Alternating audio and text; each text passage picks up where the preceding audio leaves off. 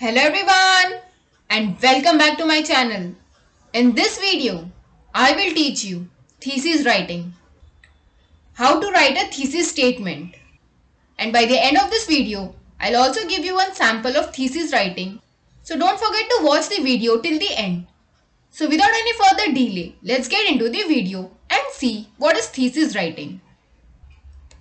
So now, first, writing a thesis statement. So basically, a thesis statement is a sentence in a paper or essay or maybe in the opening paragraph that introduces the main topic to the reader. And as one of the first things your reader sees, your thesis statement is one of the most important sentences in your entire paper, but it is also one of the hardest to write. Now let's see what is a thesis statement. So, the goal of a thesis statement is to let your reader know what your paper or essay is about. It helps your reader understand the greater context and scope of your topic. Plus, it lets your readers know what to expect from the rest of the work. Then the secondary benefit of a thesis statement is that it makes it easier to search for papers on a particular topic, especially in the realm of academic writing like research papers and thesis papers, and which are sometimes known as dissertations when written for doctoral degrees. So for example, if you're writing a paper of your own, you'll want to look up other papers to use as evidence and sources. You can simply scan the thesis statements of several papers to see which match your topic and could be worthwhile sources to cite. The thesis statement is located at the beginning of a paper in the opening paragraph, making it an essential way to start an essay. A thesis statement isn't necessarily the first sentence in an essay. Typically, you'll want to hook the reader in an engaging way in the opening sentence before inserting your central idea or argument later in the first paragraph. A thesis statement is often confused with a topic sentence. So the first sentence in a paragraph, because they both introduce the central idea of what follows.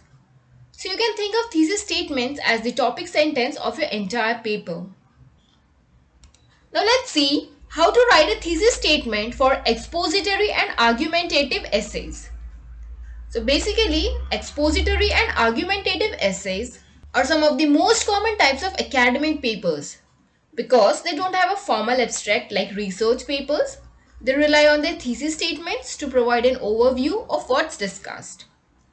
Thesis statements for argumentative and expository essays should use strong and decisive language.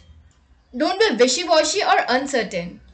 Now you want to take a stand right in the opening so that your readers understand what your paper is trying to show.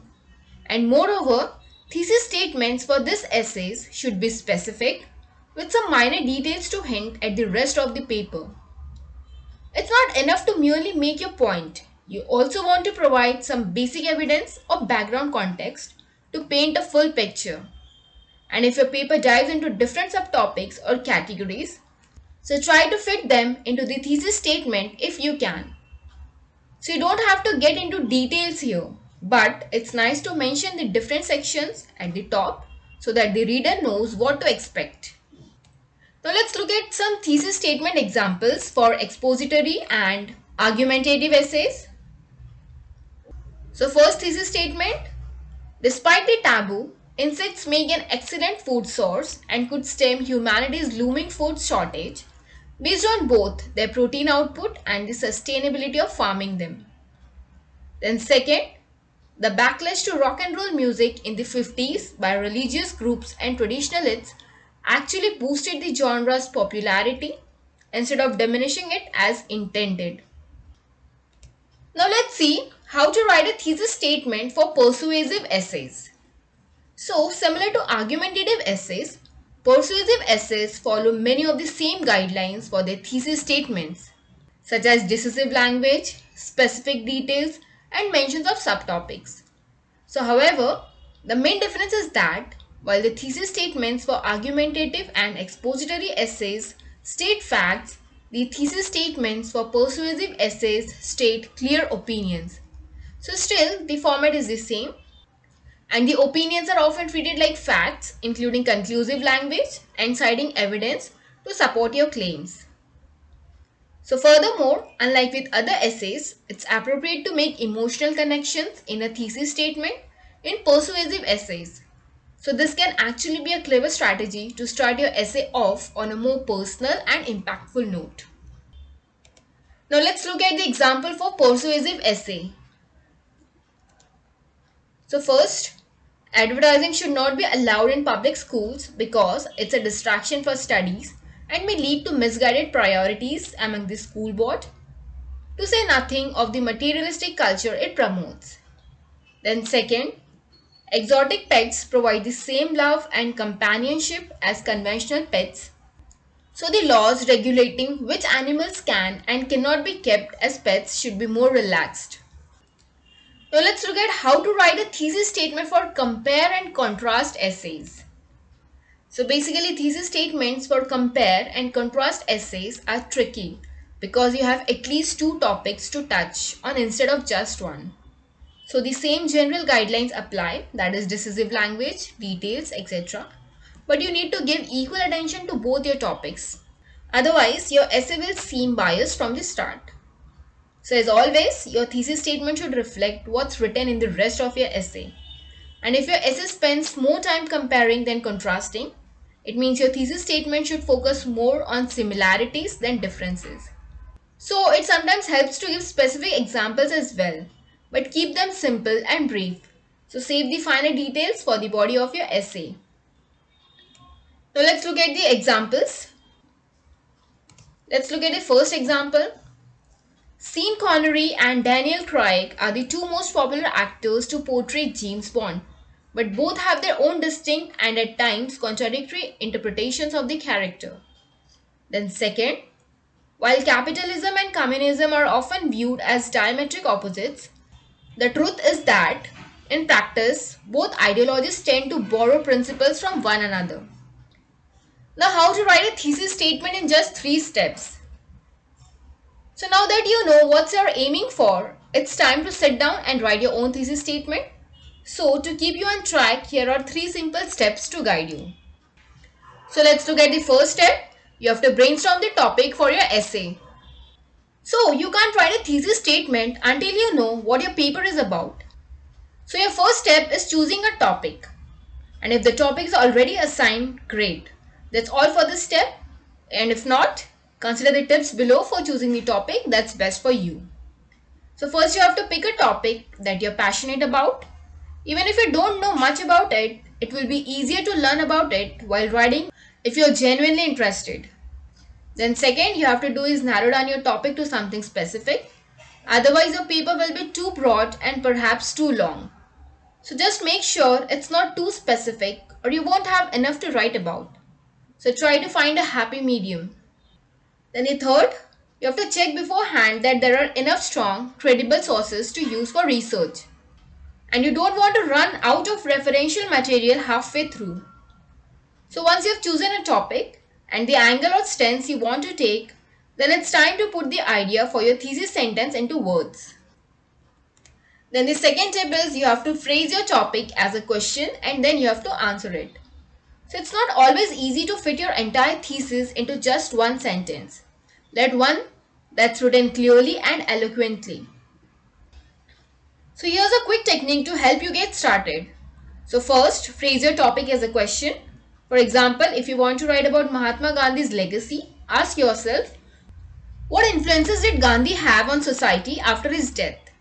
So if you already know the answer, write it down. That's a good start for your thesis statement. And if you don't know the answer, do some preliminary research to find out. You can certainly use what you discover as evidence and sources in your essay's body paragraphs. Then the third step, you have to add some polish. So chances are your first attempt at a thesis statement won't be perfect. So to get it to its best, try revising, editing and adding what's missing. Remember the core traits for thesis statements we mentioned above. That is the decisive language, a happy medium of specific but not too specific details, and mention of subtopics. And if you are struggling to contain everything in a single sentence, feel free to move the secondary information to the following sentence. The thesis statement itself should only have what's most necessary. And if you're in doubt, read your thesis statement to a friend and ask them what they think your paper is about. And if they answer correctly, your thesis statement does its job. And next comes the hard part, that is writing the rest. So while the bulk of the writing lies ahead, at least you have nailed down your central idea. Now let's see what a good thesis statement contains. So first, it explains what you want the reader to think, do, believe or know. Second, it is usually just one sentence. Then third, it usually comes at the end of the first or second paragraph. And fourth, it may give a roadmap of the rest of the essay. So now, how do I write a convincing thesis statement? So now you will find several brainstorming solutions that will help you organize your thoughts while building a strong and interesting thesis statement. So let's see the 5 easy steps to write a thesis. So first, what you have to do is you have to make a thesis question. Take your essay topic idea and turn it into a question. For example, your topic is divorce. So the thesis question will be, how does divorce affect children? Then second, brainstorm answers. You have to brainstorm the answers. So what you have to do is you have to write down as many ideas as you can think of. And you might want to Google search for ideas. So for example, our thesis question was, how does divorce affect children? So we will write the thesis statement as, divorce causes children to feel insecure about the future, underperform in school, feel insecure in relationships, worry about their parents, become bullies or be bullied, have to get along with a new family of siblings, have a lower standard of living and even wonder if they cause the divorce. Then the next point, you have to pick a thesis answer. So look at your brainstorming and decide your main answer. So for example, how does divorce affect children? So your answer will be, divorce causes children to feel insecure. Now the fourth point, you have to make a thesis roadmap. So now go back to your brainstorming and what are the best reasons for your answer. So try to pick at least 3, add this to a thesis statement. So for example, how does divorce affect children? So you will write, divorce causes children to feel insecure because they often have a lower standard of living after the divorce. They feel less secure in relationships and they worry about the future.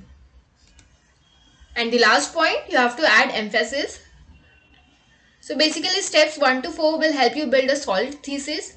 But if you want to bump it into the next level, you can do 2 more steps. You can tell how your view contrasts with other people and use intensifying transitions like in reality or in fact. So for example, thesis question, although, what many people might answer, then in reality, your answer, then because, then your 3 or more reasons. So now let's look at the sample on how to write a thesis statement. So for example, your topic is, how does divorce affect children? So your thesis statement will be, although some people argue that children quickly get over a parent split, in reality, divorce causes children to feel insecure for a long time afterwards because they often have a lower standard of living after the divorce. They feel less secure in relationships and they worry about the future. So now let's look at the final passage.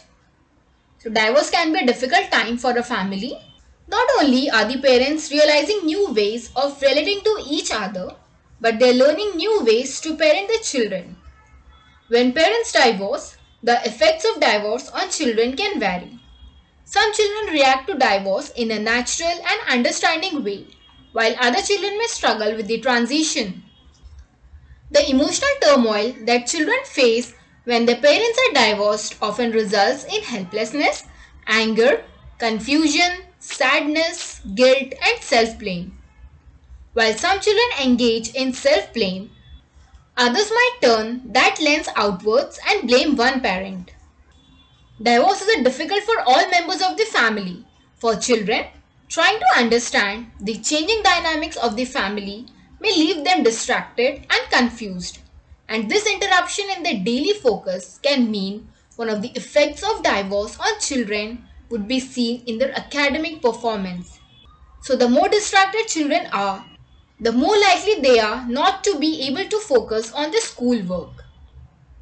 Divorce can affect children socially as well. Children whose family is going through divorce may have a harder time relating to others and tend to have less social contacts. Sometimes, children feel insecure and wonder if the family is the only family that has gotten divorced. So, through divorce, children can be affected by having to learn to adapt to change more often and more frequently. New family dynamics, new house or living situation, schools, friends and more may all have an effect. So divorce can bring several types of emotions to the forefront for a family, and the children involved are no different. So feelings of loss, anger, confusion, anxiety and many others all may come from this transition. So divorce can leave children feeling overwhelmed and emotionally sensitive. Children need an outlet for the emotions, someone to talk to, someone who will listen, etc. So children may feel effects of divorce through how they process their emotions. Children often wonder why a divorce is happening in the family. They will look for reasons, wondering if their parents no longer love each other or if they have done something wrong. So these feelings of guilt are a very common effect of divorce on children, but also one which can lead to many other issues. So guilt increases pressure and can lead to depression, stress and other health problems. So providing context and counseling for our children to understand their role in a divorce can help reduce these feelings of guilt.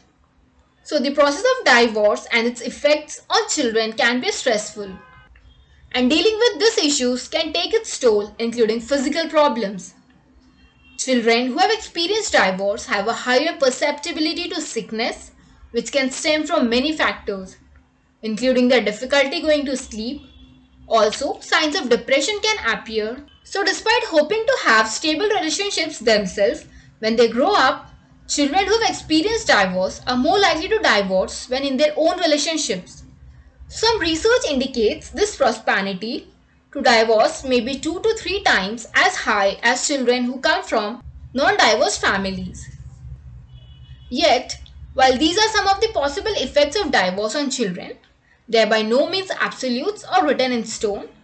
More and more families understand just how stressful divorce is for their children as well as themselves. Families have begun to turn to supportive services such as at family meets, seeking help to find a peaceful way to divorce.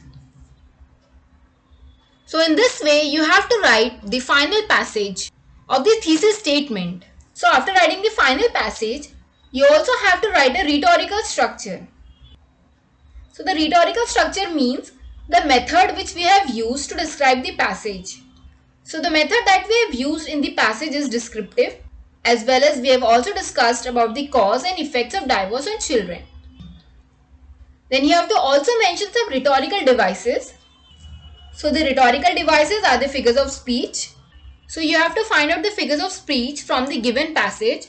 So I found out 2 figures of speech from the given passage. So the first is, divorce can be a difficult time for a family, and this is repetition because the word A is repeated. Then second, some children react to divorce in a natural and understanding way, while other children may struggle with the transition, and this is alliteration because the sound of W is repeated. So in this way, you have to write a thesis statement, then the final passage, then the rhetorical structure, and then the rhetorical devices. So friends, I hope you enjoyed this video on thesis writing and learned a lot. So you can continue studying with me by subscribing to my channel. Thank you for watching.